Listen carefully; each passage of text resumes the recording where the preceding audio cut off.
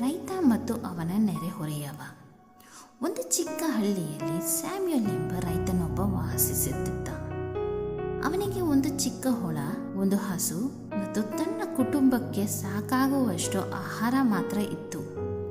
Samuel ಪ್ರತಿದಿನ ಕಷ್ಟಪಟ್ಟು ದುಡಿಯುತ್ತಿದ್ದ ಮತ್ತು ತನಗಿರುವುದಕ್ಕಾಗಿ ಯಾವಾಗಲೂ ದೇವರಿಗೆ ಕೃತಜ್ಞತೆ ಸಲ್ಲಿಸುತ್ತಿದ್ದ. ಅವನ ನೆರೆಹೊರೆಯವನಾದ ಜೇಕಬ್ಗೆ ದೊಡ್ಡ ಹೊಲಗಳು, ಹೆಚ್ಚಿನ ಪ್ರಾಣಿಗಳು ಮತ್ತು ಬಹಳಷ್ಟು ಹಣವಿತ್ತು.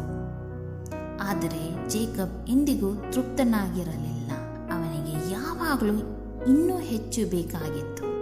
ಅವನು ನಿರಂತರವಾಗಿ ತನ್ನ ಸಂಪತ್ತನ್ನು ಕಳೆದುಕೊಳ್ಳುವ ಬಗ್ಗೆ ಚಿಂತಿಸುತ್ತಿದ್ದ ಮತ್ತು ಹಾಗಾಗಿ ತನ್ನನ್ನು ಇತರರೊಂದಿಗೆ ಹೋಲಿಸಿಕೊಳ್ಳುತ್ತಿದ್ದ.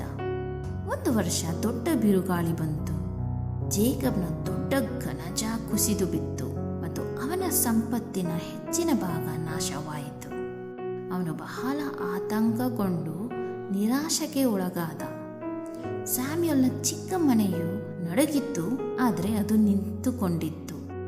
ಸ್ಯಾಮ್ಯುಯಲ್ಗೆ ಕಡಿಮೆ ಇದ್ದರೂ ಅವನು ಶಾಂತಿಯಿಂದ ಇದ್ದ. ಜೇಕಬ್ ಸ್ಯಾಮ್ಯುಯಲ್ನನ್ನು ಕೇಳಿದ, ನಿನಗೆ ಇಷ್ಟು ಕಡಿಮೆ ಇದ್ದರೂ ನೀನು ಹೇಗೆ ಶಾಂತವಾಗಿರಬಲ್ಲೆ? ಸ್ಯಾಮ್ಯುಯಲ್ ನಗುತ್ತಾ ಹೇಳಿದ, ಏಕೆಂದರೆ ನನ್ನ ನಂಬಿಕೆ ಹಣ ಅಥವಾ ವಸ್ತುಗಳಲ್ಲಿ ಅಲ್ಲ. ದೇವರು ನನ್ನನ್ನು ಎಂದಿಗೂ ಬಿಟ್ಟು ಹೋಗುವುದಿಲ್ಲ ಎಂದು ವಾಗ್ದಾನ ಮಾಡಿದ್ದಾನೆ, ಅದು ಸಾಕು. ನಿಜವಾದ ಭದ್ರತೆ ಸಂಪತ್ತಿನಿಂದ ಬರುವುದಿಲ್ಲ, ಆದರೆ ದೇವರ ಉಪಸ್ಥಿತಿಯಿಂದ ಬರುತ್ತದೆ ಎಂದು ಜೇಕಬ್ ಅರಿತುಕೊಂಡ.